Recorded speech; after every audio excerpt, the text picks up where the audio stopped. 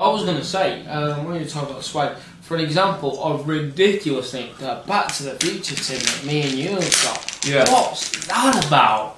What is that about? How much is it going for now? About 150? 150 factory sealed. Yeah. You can get it. You can get it for 90 quid opened.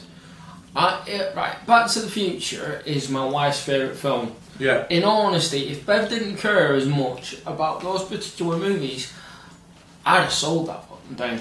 You know?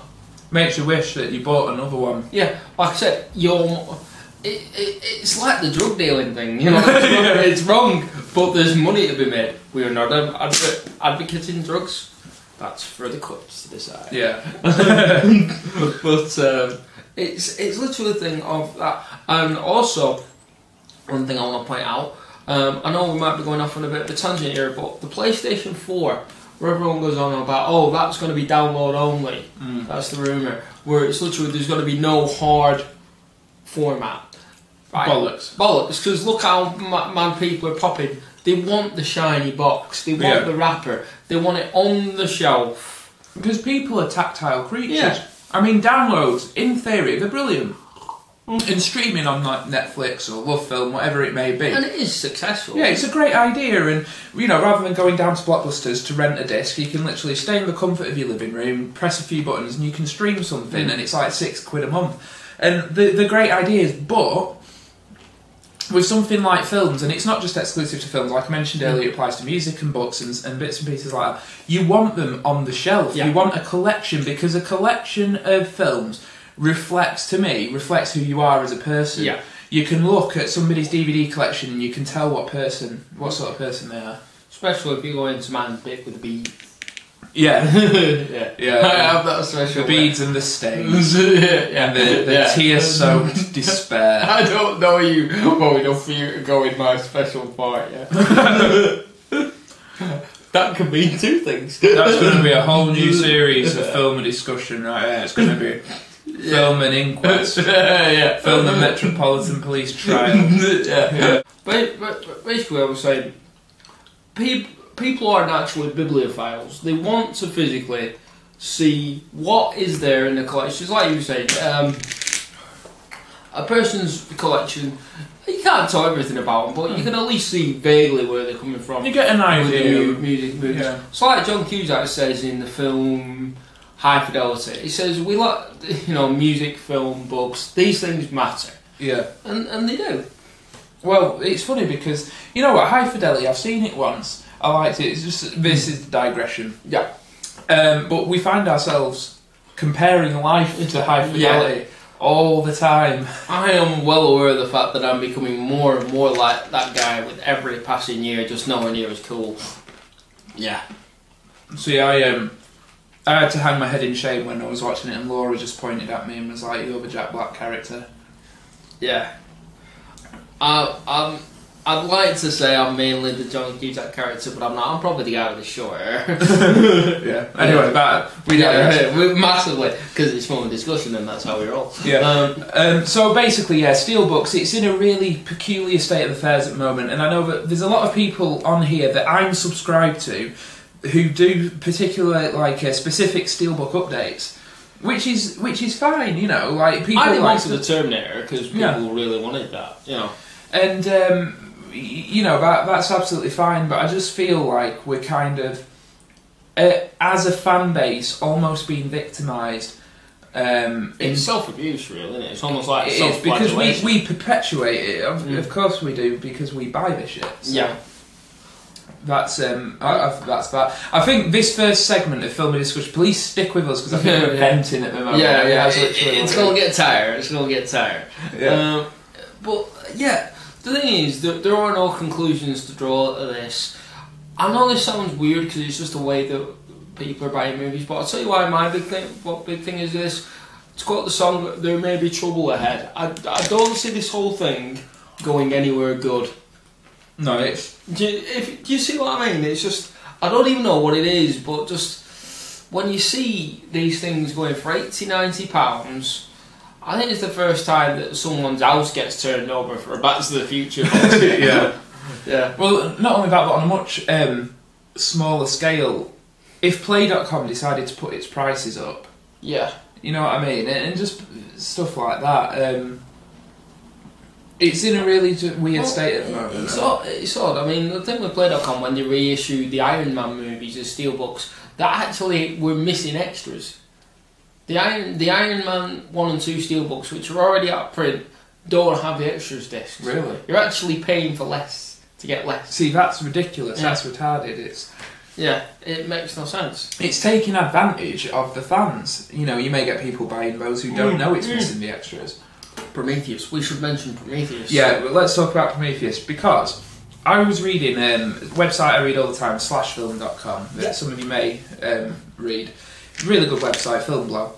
And they were talking about the Prometheus Blu-ray release and essentially saying that the 4-disc 3D American Blu-ray release comes with an exclusive disc that's exclusive to that particular set, containing a 2.5-hour documentary called the Something Gods. I can't remember what it's called. It's the Track of the Gods as well. Something like that, yeah. And apparently it's a very candid documentary where they say what went wrong, what went right, blah blah blah.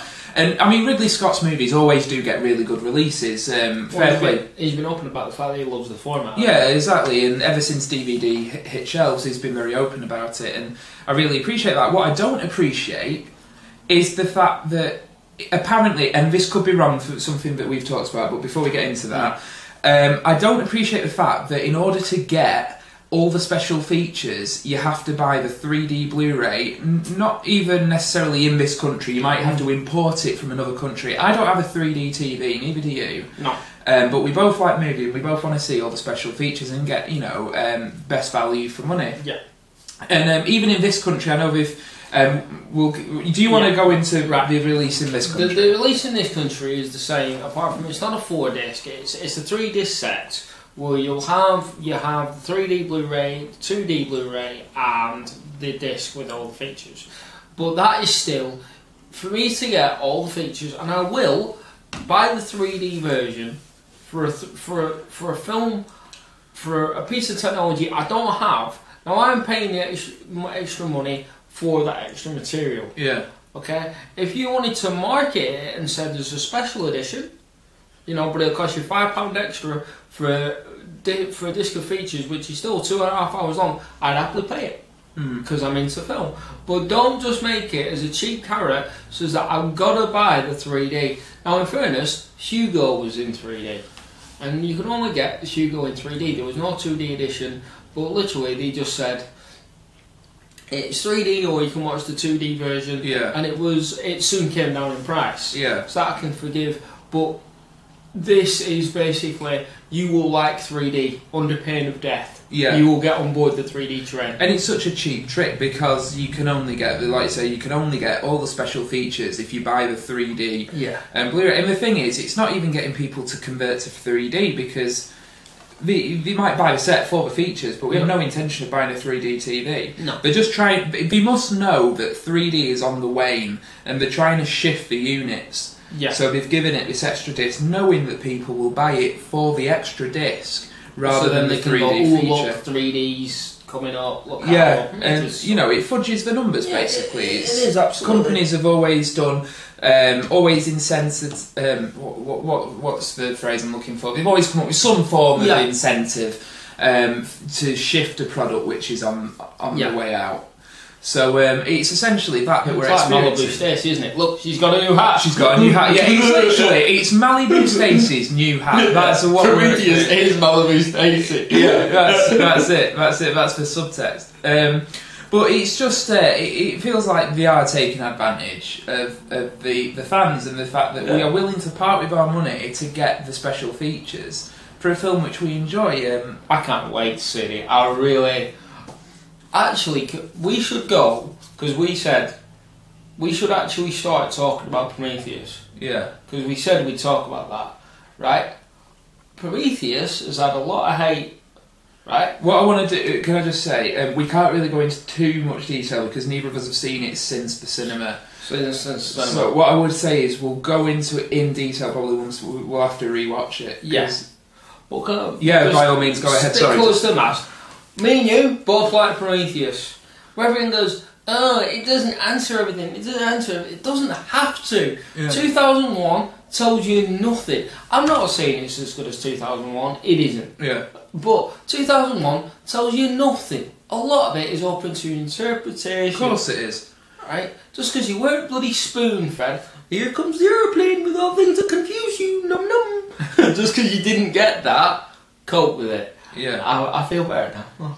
Well, no, we both really did like Prometheus, and although, I mean, it is full of plot holes, and from what I remember, there are certain threads left unresolved. Yeah. But they've been very open about the fact that they intend sequels. Yeah, they want Prometheus to be its own franchise, essentially, separate from the Alien movies. One criticism I do have, and minor spoiler alert, is the fact that right at the end, in the last few moments of the movie, they try to tie it into Alien. And it's so much like Ridley Scott's just gone, fine. Yeah, have an It, Alien. yeah.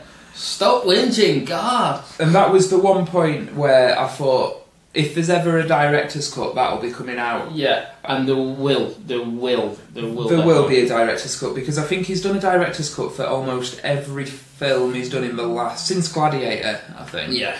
Well, he had to for Kingdom of Heaven. It's like, yeah.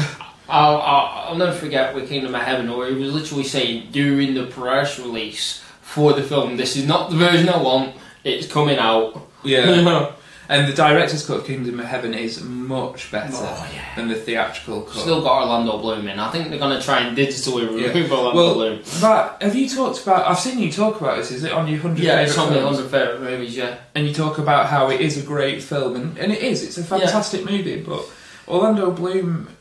to be honest, I don't mind him because he's like a blank slate. Yeah. He's not a bad actor. He's just... bland there's nothing there. Yeah. It's like there's no emotional resonance in whatever he's trying to do. So like not to go off on a tangent, but you look at the beginning of the Kingdom of Heaven where he's a bit blank, and you go, all right, he's grieving, he's dead inside. All right, he's still acting dead inside. He's won the day, he's still dead inside. Pulled the prince. Oh, okay. Yeah. Now he's having a competition with Gimli to see how many orcs he can kill, and he's still dead inside. But yeah, no, I think it is a brilliant movie, Kingdom of Heaven, the director's cut, despite Orlando Bloom's sort of lack of performance. But essentially what we're saying is, I can imagine in the next couple of years we'll get a proper director's cut of Prometheus, because I know that this release is coming with some deleted scenes, alternative endings and beginnings, and wonder if it'll have more of Charlize on doing press-ups. We can hope. Yeah, I'd watch that deleted scene. Yeah, but if you to tide you over in the meantime, you could always watch Monster. I just get fascinated by Christina Ricci's head in that earth. It's because of her hair. I mean, Christina Ricci has a big head to begin with, but her that makes like, Jesus. It's like, I feel guilty watching that without having a bit for it.